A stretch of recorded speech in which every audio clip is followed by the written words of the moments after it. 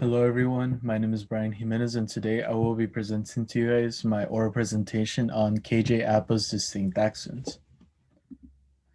So who is KJ Appa? KJ actually stands for Kennedy James and his last names are Fitzgerald Appa, and he was born in June 17, 1997, and he was born in the country of New Zealand.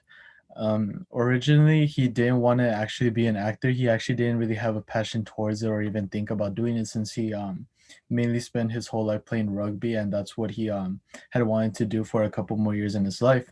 But after a while, his mom had actually landed him a couple auditions for various shows, and he actually got to be Kane Jenkins in Shortland Street, which is basically a soap opera in New Zealand. Other roles that he has done would include what he is most famous for, which is Archie Andrews in Riverdale, Ethan Montgomery in A Dog's Purpose, and Chris in The Hate You Give.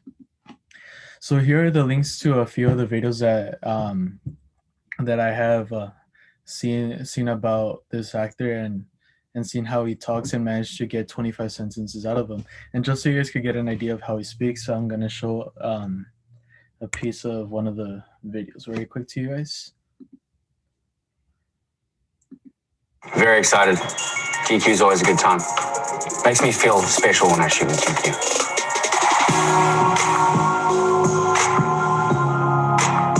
Bonjour GQ.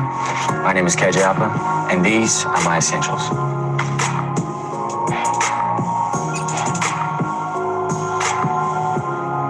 Like the little bonjour I added in there, guys? This here is a guitar made by Fender. Get a closer look.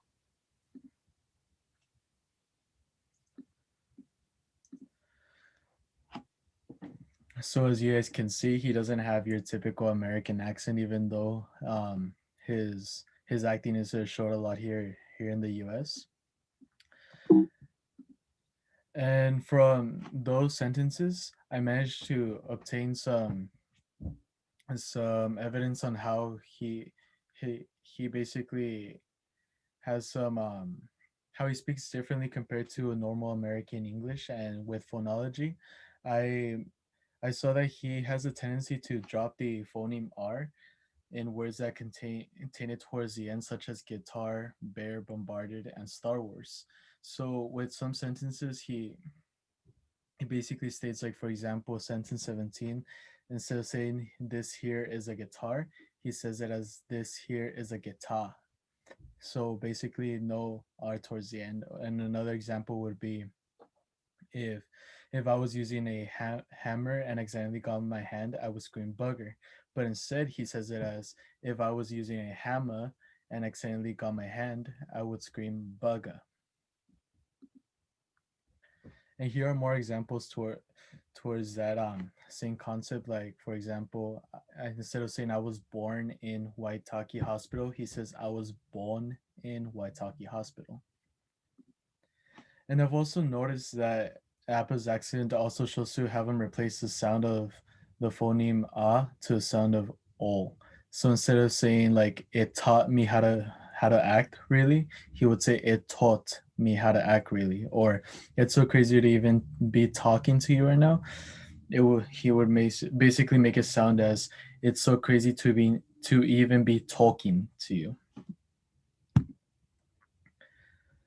And these sentences basically show both concepts, such as in the first one, instead of saying I started with the R, he says I started on a little show in New Zealand and it's called Shortland Street. Instead of saying called, he says it's called Shortland Street.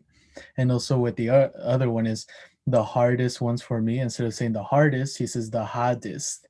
And instead of saying have always been burger and girlfriend, he'll say have always been burger and girlfriend. And he says burger and girlfriend correctly in the interview because he's basically trying to demonstrate that he could make a an American accent. And I have also seen that he replaces the sound with the sound. So for example, instead of saying also good for traveling, he'll say also good for traveling. And then in the other one, I am a huge fan of Brad Pitt. Instead of saying he'll say eh. So with the interview he had said, "I am a huge fan of Brad Pitt." When it comes to morphology, I could see that when talking in plural, Appa has a tendency to not make the words intended to be plural sound like they are. So instead of making it sound plural, he just makes it basically makes them sound singular and drops the S from them.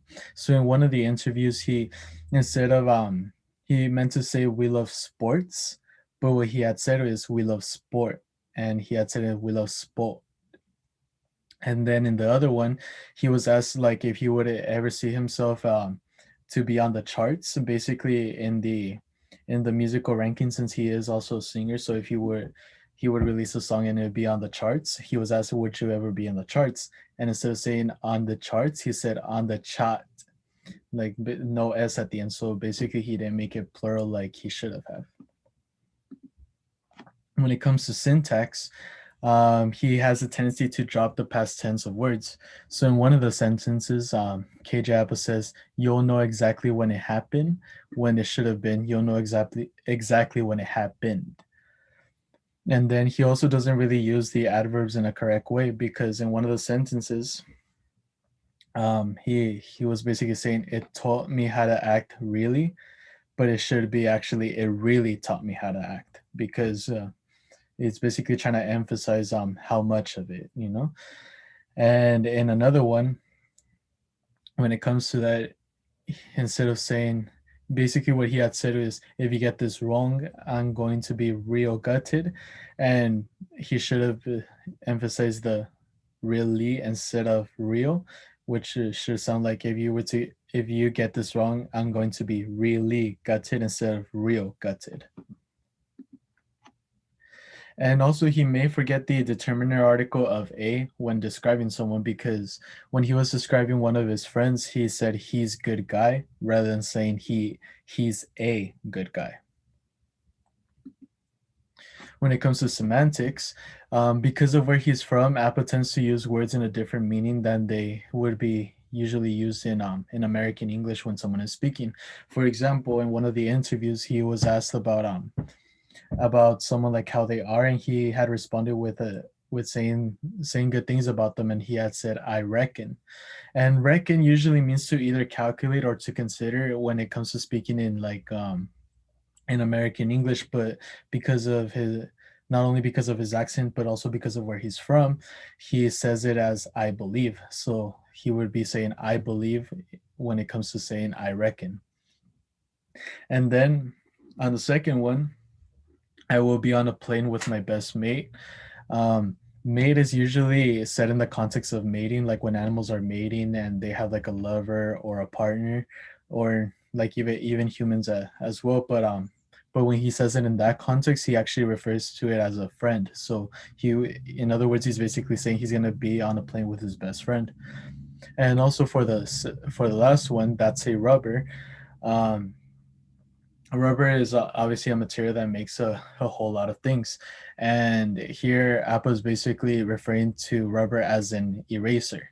But even though an eraser is made out of rubber, it is not really formally referred to that, because anything could be a rubber. Like here in the US, when someone says "you got a rubber," they, like informally, they may be saying like, "Oh, you got a condom," or something like that. And in a way, these words could be considered synonyms if they were more formally said. And characteristics of New Zealander English. I'm sorry for the way I pronounce it, which also relates to semantics. In New Zealand, people tend to have their own slang for certain words, and Apple uses many of these during his interview. For example, in one of the interviews, he had said, "Shout out to all the bogans in New Zealand." Before this interview, I've never heard of the word bogan, so I didn't even know it existed. But in New Zealand, bogan is basically a slang for a person whose speech, clothing, attitude, and behavior are considered unrefined or unsophisticated. And then another one was with a sentence previously shown: "If I was using a hammer and accidentally got my hand, I would scream bugger." And bugger can be considered as a vulgar word in New Zealand, and and it is said basically when something goes wrong, and it's basically a synonym to saying like "damn" or something like that.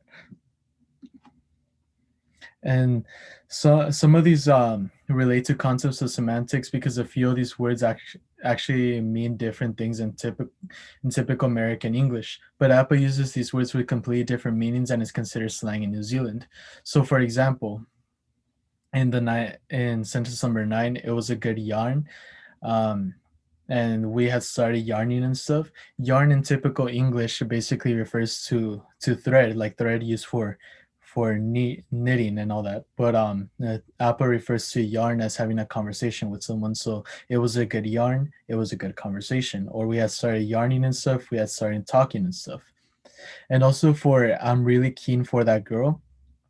Keen in typical US English usually refers to basically saying like I have a very keen sense of smell, so it's very highly developed or very on point when it comes to the senses. But keen in his context is being said as to being interested in someone or liking someone. So I'm really keen for that girl. I'm really interested in that girl.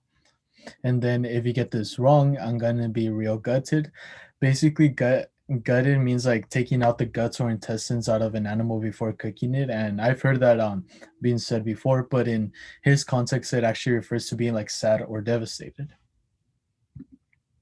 And that is basically the end of my presentation.